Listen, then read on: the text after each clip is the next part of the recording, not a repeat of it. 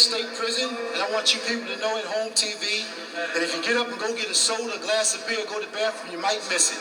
This is going to be one of the most exciting fights that y'all have seen in a long time. And Eddie Gregory won't go past round 4. James Scott, the uncrowned light heavyweight champion of the world, said that. Is that convincing?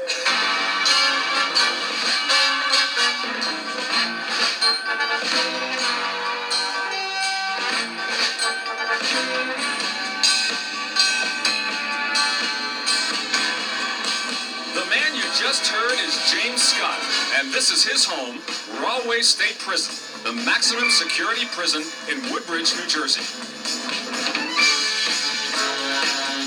Inside these walls and bars, Scott works out in his own boxing program, but he cannot leave the walls to fight professionally. So for the first time in boxing history, an inmate is fighting a professional fight inside a prison. As HBO Sports presents Boxing Behind Bars, the main event, inmate James Scott versus the #1 contender for the light heavyweight crown, Eddie Gregory. James Scott is a very, very unusual man, and so is the boxing program here at Rahway. Last week, we came here to take an inside look at both phenomena, a very inside look. Stone walls do a prison make here, and inside them dwells a community of outcasts. Surprisingly, however, there is as much space devoted to a complex of shops and classrooms as to cells, and an effort of sorts is made to train the inmates in skilled occupations. For some, it's a chance to find a trade. For others, a way to pass the time. This also is occupational training at Rahway. For these inmates, this is a job. They're paid for it, as in other programs. They earn points toward parole and days off their sentences. In theory, they'll become professional fighters. It may be the most real job training that we can offer to, I think, a significant percentage of our population, the youngster from the ghetto areas who grows up wanting to be the Willie Mays, the Muhammad Ali, and who has all the ability in the world. The long-range effect may be questionable, but for those men, there is an immediate benefit in prison discipline. The boxing program is said to channel some of the prison tough guys. Normally get into a fight, well, without the snap of their fingers, they would think twice now because they need their hands to fight, and they would rather do it with gloves than without gloves. James Scott, the spearhead of Rahway's boxing program, is a prison celebrity, a role he's comfortable with. While he seems to inspire as much envy as admiration in other inmates, prison officials feel his effect is beneficial. I don't think he did that. I think that it's just another expression of a person's desire to do something constructive while in jail, and I think that's what James Scott is doing. Scott's cell in Rahway is here in 3-wing, where, after a reputation as incorrigible, he has been trying to beat his past, to fight his way out of prison again. His first offense at age 13 was truancy. He spent the last 16 out of 18 years in prison. The most he's made out of prison as a boxer was $1,200 when he fought in Miami Beach for the Dundees. In prison, he makes $3 a day as a paraprofessional.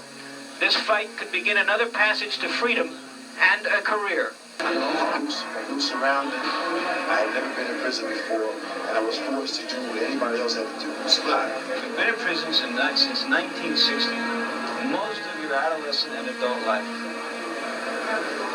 Why should we believe that if you became champion and could come out of prison, that you can live outside of the prison and society? Well, first of all, you got to remember that when I was in prison, or when I was locked up, I was young. So I had no goals, no values. I spent 15 months in the parole building, and my training was down there. I spent 15 months down there. That's the worst place I've ever been in my life. And I spent down there, and that gave me a chance to think. I think when a man is forced with thought, under adversity, you're forced to think. That's when you begin to realize, what are you going to do and what you have to do. And I think it was then that I really decided I've got to get a chance. I just got to make it.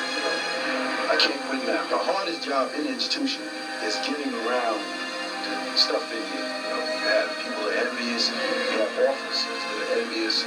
Or when I say envious, will do anything they can to stifle your creative abilities and stop you from being successful. Like you got a lot of people who do a lot of things, make a lot of mistakes. And we don't always bring up what you did in the past. This is my first chance at exposure. I don't think I knew what to say back then. I wasn't ready back then, back in 1974. And Gregory gives us an opportunity to expose to the public that there is somebody lurking behind the shadows, waiting for his opportunity. And he's much better than the current light heavyweight contender that they have out there. It's going to be a fight.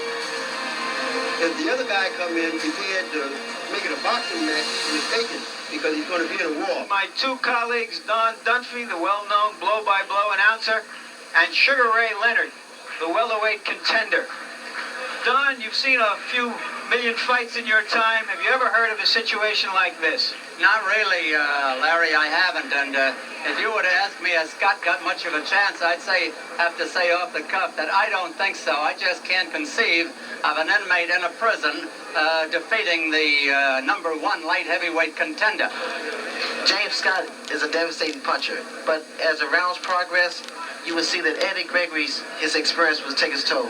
What are your thoughts on the moments before your big fight here?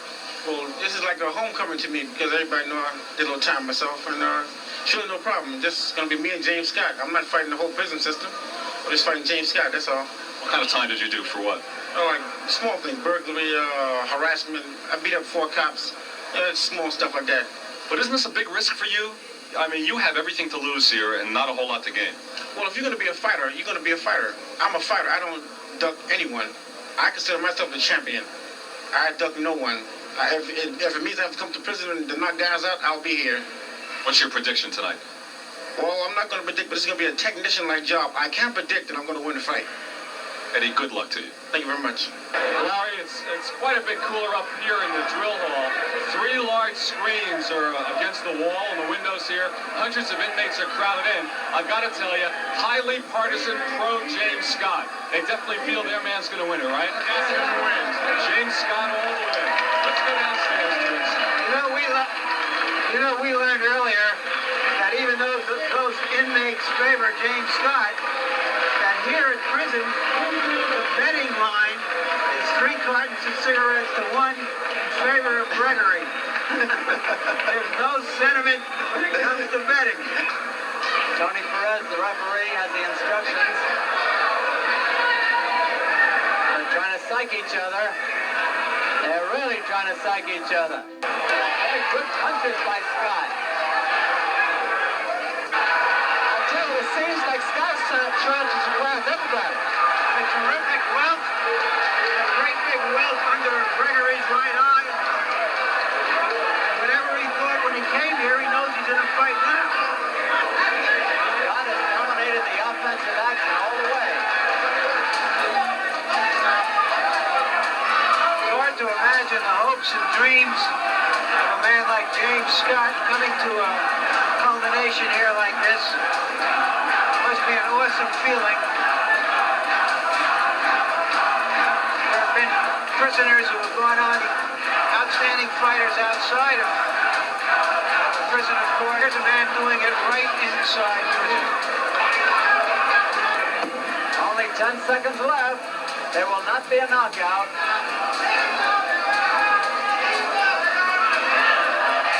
Continues right to the end. There's the final bell.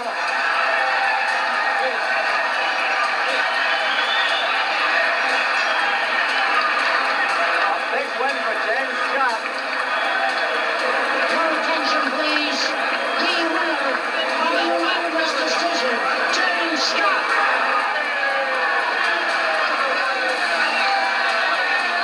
I want you to put this in writing. Let me finish. I want this in writing. After I knock out Rossman, I'm going to give Gregory a rematch because he gave me a shot, and nobody else would do it. Gregory got the first shot at the title. Were you aware that he needed a knockout in the last few rounds? I told him in his ass, he's right over there. I said, boy, you need a knockout to win this here. I should run for you, but I'm going to bring it to you. Do you think your body shots told the difference? I think the head shots because I didn't get to his body like I wanted to, and the headshots confused him because he was dazed a few times. But I give Gregory credit for being the strongest fight I ever fought in my life because I hit him with some good shots. What can you do for a celebration here? What kind of celebration will you have? Mr. Hadrack and them got a steak dinner for me downstairs, and the fellas will carry me back to the ring, and I'm going to lay up for 2 weeks to get ready for Ross. Well, that's my celebration.